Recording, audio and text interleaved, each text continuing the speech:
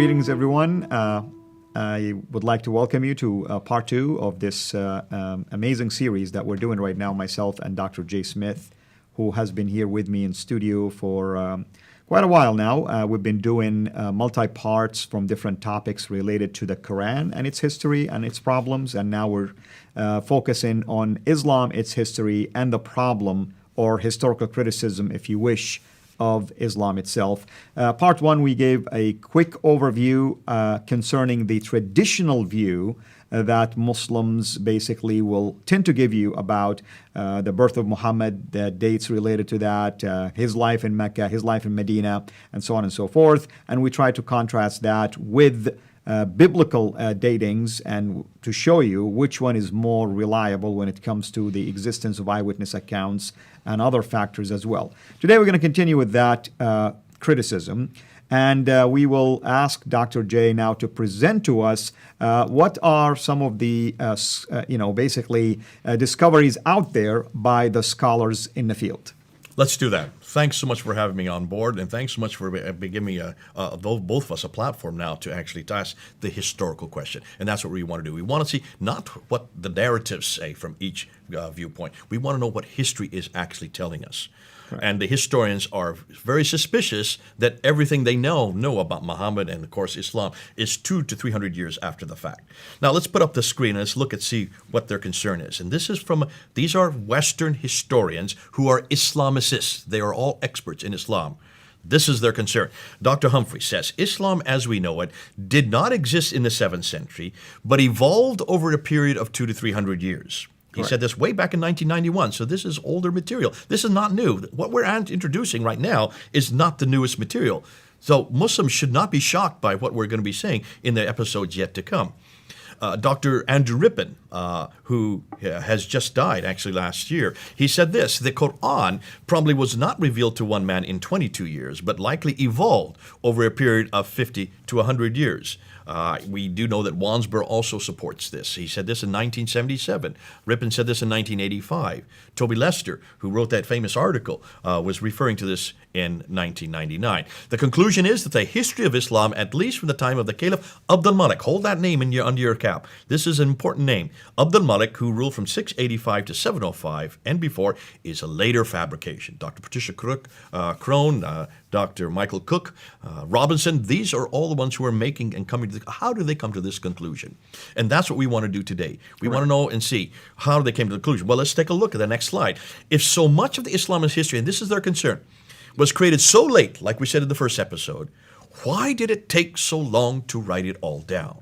Why did it take 200 to 300 years to write this down? If this is the greatest prophet in the history of mankind, if this is the seal of all the prophets, they should have written down right away. Absolutely. Absolutely. And Muslims, whenever I've asked this, they said, well, they were not literate. Now, hold on, stop a minute. They controlled Basra, Baghdad, Damascus, Jerusalem, Cairo by 652. All those 5 great cities of the Levant were under their jurisdiction. By the time Abdul Malik comes to power in 685, they controlled all the way from Spain in the west to India in the east. That whole swath of land was under their control. Are you telling me nobody could read and write between India and Spain? They had a lot of educated people in there. Absolutely. And remember, there was a library in Alexandria that was destroyed in the 5th century. This is 200 years before what we're talking about. What do you have in libraries if they're not books? So certainly they could read and write. They were not illiterate. This was, weren't we just talking about the compilation of the Quran? At the time of Abu Bakr, the first compilation by Abu Bakr. Zayd bin Thabit does that in 632 to 634. Didn't we also talk about a second compilation by Uthman? Absolutely. This is the mid-7th century. Even the traditions tell us that the Quran was written down. So certainly someone had to know how to read and write if they wrote it down. Absolutely. And Muhammad himself, according to the tradition, had people around him in his immediate circle, close circle, that used to write for him. Absolutely. Ubay ibn Ka'b, Ibn Masud, Ibn Musa, Zayd ibn Thabit. Who are these guys? They were all writing codices. So this idea of illiteracy maybe worked for Muhammad and just for him, but certainly not his companions, and certainly not for the Quran. Now, so where did these 9th century, where did Al-Bukhari, where did Sahih Muslim, where did Ibn Dawud, where did Tirmidhi, where did they get their material from? Correct. If they didn't know the man, if they weren't there, hadn't seen him, 200 or 300 years, if they didn't know that, then our question, and this is a good question, historical question, can we therefore trust it if it's 200 to 300 years later? Yep. And should we correct. therefore go back to the 7th century? Shouldn't we go back to what actually happened? So let's do that, and let's see what they're finding. Let's do it. Now this gets fun, because it's when we go back to that century that we're going to see a lot. Now let's just look at this map here. I'll put it up on the slide there. You can see it. Look at the brown area. That's the area that they controlled by 661. So we're talking roughly 30 years after Muhammad's death. All that brown area, that includes Persia and Arabia. They're starting to move across Libya, over across northern Africa, and they're going to eventually get all the way up to Andalusia. And over the other direction to the east, they're going to eventually get all the way to the Mongol Empire in India. So that's the swath of land that they control within 30 to 40 to 60 years, because we're looking at the first 60 years after Muhammad's death, up to the time of Abd al-Malik, who is the great caliph, the great reformer. He's going to be coming into quite a bit, and that's why I keep on mentioning his name as we move into this material. But just so you get the map, so you see what we're looking at. Now, let's look at this slide, because these are the major scholars who I'll be using and I have been using. Dr. John Wansborough, he was head of department at School of Oriental and African Studies there in the University of London in London. He wrote 2 books called Quranic Studies and Sectarian Milieu in 1977 and 1978. That blew open this whole thing of historical criticism because he was basically saying in those 2 books, everything we see in the Quran does not make sense for the 7th century. This is material that was what they wouldn't have had access to until the 8th century, because these were being written in places like Ctesiphon, which was the archaic name for Baghdad. It doesn't make sense this early. From a literary standpoint, I don't understand how you can have this kind of material that early, because it's all been borrowed. He was very clear. It has been borrowed, and we know who they borrowed from, because this material that they borrowed from, like we said in our earlier episodes, were written down in the 2nd century, in the 5th century, but they were not in the Hijaz, in that part of the world that Correct. Muhammad was living, if he did live down there. Haunting, who is my professor when I was at School of Oriental African Studies I was there in 1994. 1995, and I studied under him. He has been the one that just opened up for me. I had never heard this material until I studied under him about all the problems of the 1st century of Islam. Dr. Patricia Krone, this woman from Denmark who studied under Dr. Wansborough and got her doctorate there at SOAS, then went and was head of department at Oxford University when she wrote Meccan Trade and the Rise of Islam. We're going to talk about her when we get to Mecca. She reads and writes 15 languages. I know, in different languages, absolutely. These are archaic languages. These are not modern languages. These are archaic languages. I don't know anyone that has that kind of caliber. She's a linguist. So she went back, and she did what all historians should do. She went back to the original documents. That's why she is so threatening to a lot of Muslims. They absolutely hate her guts. Now, she has just died last year. That's right. But I got to know her when she then wrote this book. She then got death threats and then moved to Cambridge University. And she helped me in fact, she was the one that helped me put my debate together in 1995 when I debated Dr. Jamal Badawi on this material. That was in 1995, August of 1995. I did my first debate with Dr. Jamal Badawi, considered to be the world authority on the Quran in the English-speaking world at that time. He came through the Trinity School at Cambridge, and we did this debate, a 2-hour debate, and I gave him 10 historical challenges. 1995 we're talking about. We're now in 2018. And So they you can see remain probably standing. those 10 questions he could not answer. They are still up there on the internet today, and we're going to unpack some of them, but we've moved way beyond since 1995. It's much easier today, as you're going to find out as we go through this episode. Dr. Rippin from Oxford University at that time, he's now moved, he's no longer there, but when I knew him, he was at Oxford University. He reads and writes 18 languages. So these are linguists. These are the ones, that's why they're so dangerous, because they're going back to the original documents. Did I say Rippin? I'm sorry, that wasn't Rippin. That was Hoyland. It was from Oxford. Dr. Andrew Rippin is from Calgary, and he was the one that probably has taken this very difficult academic material and brought it to layman's terminology. That's correct. correct. Why I recommend on him. the Quran a lot. There you go. And he focuses on Islam and how Islam began, and he's got some great material on their beliefs and practices. Correct. Now, Hoyland is the one I meant to talk about, is from Oxford. He reads and writes 18 languages. And he has a wonderful book, by the way, Seeing Islam as Others See See it. And probably the best book that actually shows that the people that were living at that time did not know about this religion. They were Did just not- quotations, but not specific names or anything There like was that. no reference to a people called Muslims, no reference to a religion called Islam, no reference to a book called the Quran, and no reference to a man named Muhammad, except from external sources. We'll get to that later. Dr. Yehuda Nevel, out of University of Jerusalem, did the best work in looking on the earliest inscriptions, showing us that the documentary book just doesn't fit this historical narrative coming out of Islam. And then from the German school, you have Dr. Gunther Luning, you have Dr. Gerhard Puin, you have Dr. von Bothmer, and you have Dr. Oleg. These are the ones that we used a bit in our last episodes, who then unpacked the Quran and looked at the earliest manuscripts. Could you give our audience just the 1 minute maybe explanation? What do we mean by the revisionist? Okay, revising is what it means. A revisionist is someone who looks at a narrative and says, there are some problems here. And they said, we need to see what history is telling us. We need to revise it back to the historical record. In other words, in this case, revising some of the traditional Islamic dates. Huge revisionism, and that's why revisionist is a dirty word for Muslims. Muslims hate the name revisionist. Another name they give is Orientalists. They are part. The Orient is now today. You would think of China back in the 1800s and 1900s. The Orient always meant the Middle East. So Orientalism is a study of Islam.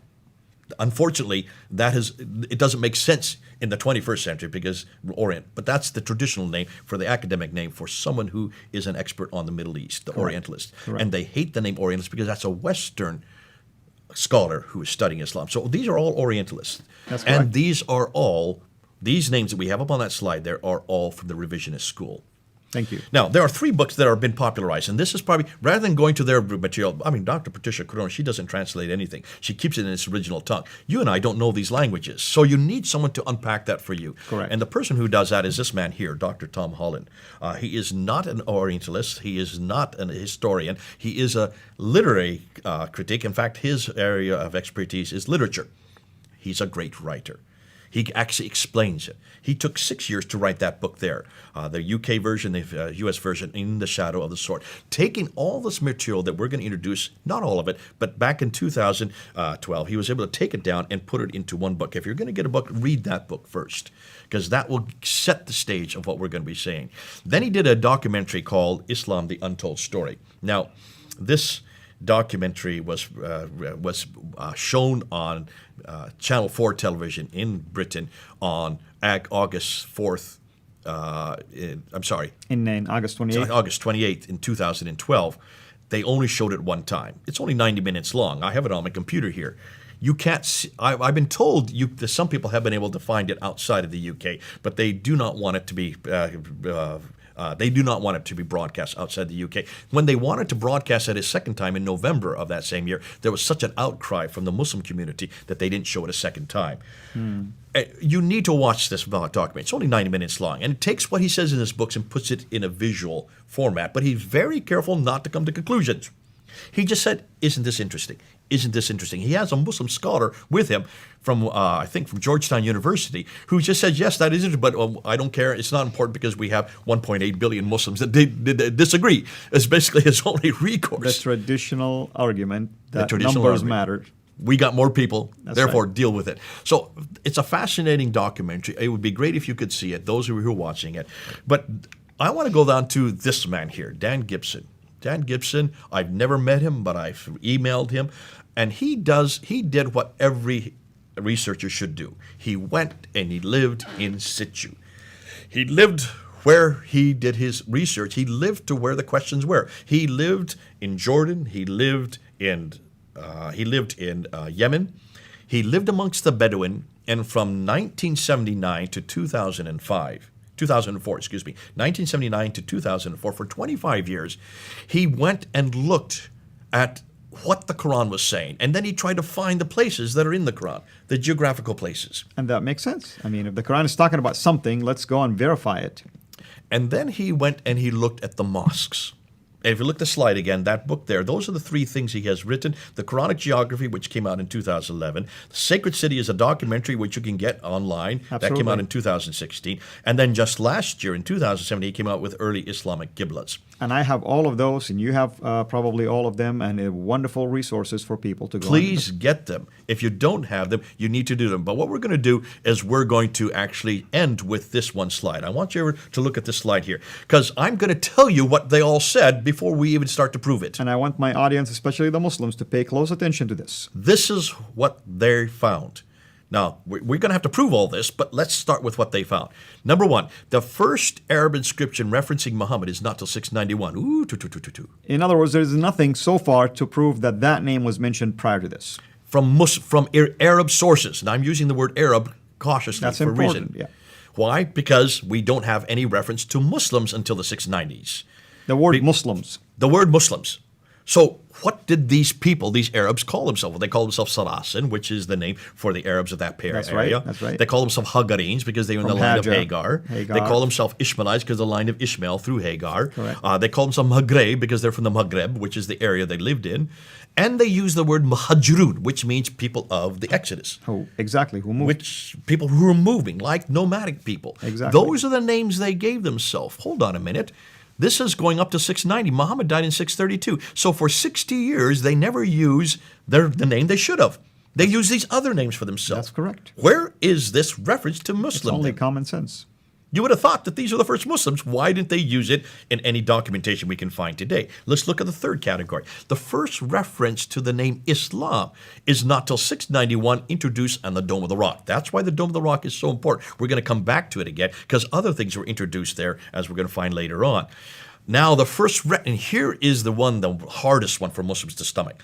The first reference to Mecca is not till 741. And that's on any ancient maps. Anywhere. This is not even on a map. This is on a document called Apocalypse of Pseudo-Methodius. We're going to talk about it later on when we get to Mecca. But the first reference to Mecca is not till the 8th century. Now, you'll see why that's hugely significant. And then, of course, the first biography, as we talked about earlier, of Muhammad is not introduced until 833. Take a look at those 6 references and see why this is so damaging to Islam. Absolutely. And I can't find a better place to stop this exciting, basically, new discoveries that at least you, what I appreciate about you is you share what's out there. This isn't your opinion. This isn't not even your research. No. You are recording and reporting to people, just the people, the man on the street. Go, take a look at this source, see what's going on in there, and ask yourself these vital questions. Remember, we have 1.6 billion Muslims who are basing their faith on traditional dates. Absolutely. Yep. And we want them to question that. Thank you so much. And until we meet again for part 3 to discuss continue discussions. We're going to go into the geographical problems. Wait till you see Exactly. what we have found. Come back and see what now is being exposed concerning the real problems of geography in the Quran. Absolutely. We will continue these historical criticism and we'll take the geographical angle next time. Thank you so much and have a blessed day. Thanks for watching. Make sure to like and subscribe so that you don't miss future videos. And please consider becoming a patron on patreon.com/Sierra International.